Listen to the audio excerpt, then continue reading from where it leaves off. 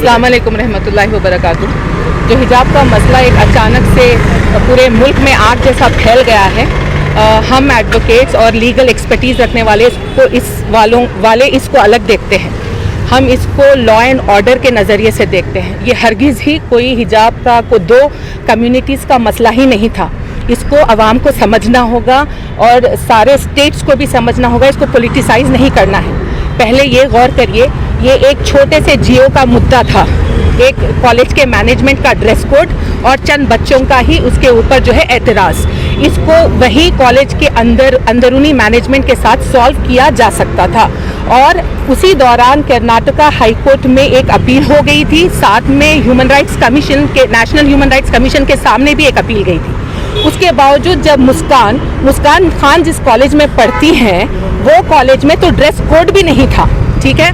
उस लड़की को गेट के बाहर ही एक मॉब ने सैफरन शॉल्स पहनकर रोका। वो हम सब ने सारे न्यूज़ चैनल्स में देखा और किस तरह उसको फॉलो किया उन लोगों ने कॉलेज के प्रीमिसेस के अंदर एंटर होकर, किस तरह उसको क्रिमिनल इंटिमिडेशन उन लोगों ने किया, किस तरह outrage of modesty of A women किया और किस तरह उस पर अटैक करने की कोशिश की, किस तरह से पूरा एक मॉब आया। अगर सोचिए, कुछ देर के लिए सोचिए, अगर कॉलेज मैनेजमेंट आकर उस बच्ची को नहीं बचाता तो क्या होता। किसे पता था कि वो आर्म्स के साथ थे, नहीं थे, किस हाल में आए थे।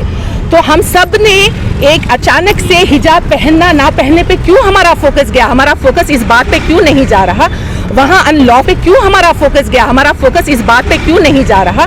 वहाँ अनलॉफुल असेंबली हुई थी, क्रिमिनल कॉन्स्पिरेसी खुली लगती है जब इसके बाद और कुछ वीडियोस वायरल हुए जहां वो अपने सैफरन शॉल्स किसी को दे रहे हैं और ऐसे वीडियोस भी वायरल हुए जहां आरएसएस और बीजेपी के लोग सब कुछ हम संभालेंगे कहते हुए भी नजर आए हैं। तो ये गौर करना, हम आवाम को अब सुकून में आकर ये देखना चाहिए कि किस तरह ये लोग लॉ एंड ऑर्डर के धज्जियां उड़ाते हैं, कभी जीनोसाइड की कॉल दे देते हैं और इनके ऊपर कोई कानूनी कार्रवाई नहीं होती। ये सारे याद रखें, 354, 141 क्रिमिनल कॉन्स्पिरेसी, अनलॉफुल असेंबली, जितने भी थे ये सारे कॉग्निजेबल और नॉन बेलेबल ऑफेंसेस हैं, बहुत सीरियस क्राइम्स हैं। ये क्राइम सिर्फ मुस्कान की तरफ नहीं, ये क्राइम्स अगेंस्ट स्टेट है। देखें, आज मुसलमानों को पकड़ कर छोटी छोटी बात पर यूएपीए का लगा कि ये निकल जाते हैं। यहाँ खुलेआम इतने बड़े बड़े गुनाह क्राइम करने के बावजूद ना इन पे सवाल उठा, ना इनकी तरफ कोई इनिशिएट हुई कोई प्रोसीडिंग, ना कर्नाटक की एडमिनिस्ट्रेशन ने कोई इनिशिएटिव लिया। आप कर्नाटक एडमिनिस्ट्रेशन या ये केस को सुमोटो में एडमिनिस्ट्रेशन को सुमोटो एक्शन लेना चाहिए था। अगर वो नहीं लेता है तो कोई भी थर्ड पार्टी ये कर सकता है। तो अब हम एक जिम्मेदार, हम सब समझते हैं कि हम एक जिम्मेदार शहरी हैं, इस मुल्क में रहने वाले हैं, इस मुल्क के लॉ एंड ऑर्डर को रिस्पेक्ट करने वाले हैं। हम चाहते हैं कि बड़े पर्सपेक्टिव से लोग आंख खोले, क्राइम को देखें।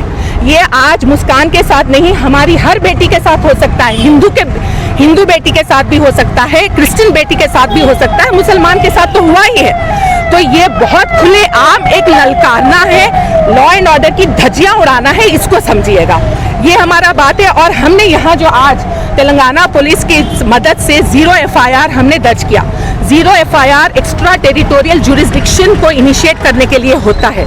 तो हम 0 FIR के थ्रू यहाँ बैठकर हमारी पुलिस अब यहाँ से वहाँ की पुलिस को बताएगी कि यहाँ एक FIR आई है और वहाँ एक्शन प्रोसीड किया जाए। और हम सब तैयार हैं, हम बिल्कुल इसमें पढ़ना नहीं चाहते, कम्युनल राइट्स में नहीं पढ़ना चाहते। आवाम से भी हम गुजारिश करते हैं कि तहम्मुल से रहें और ये जो है इनके जो क्राइम है इसके पर्दाफाश करें। बस अब इस मुद्दे पे हैं हम। अब मेरा नाम एडवोकेट अफसर जहान है, यहाँ बहुत सारे एडवोकेट्स हैं।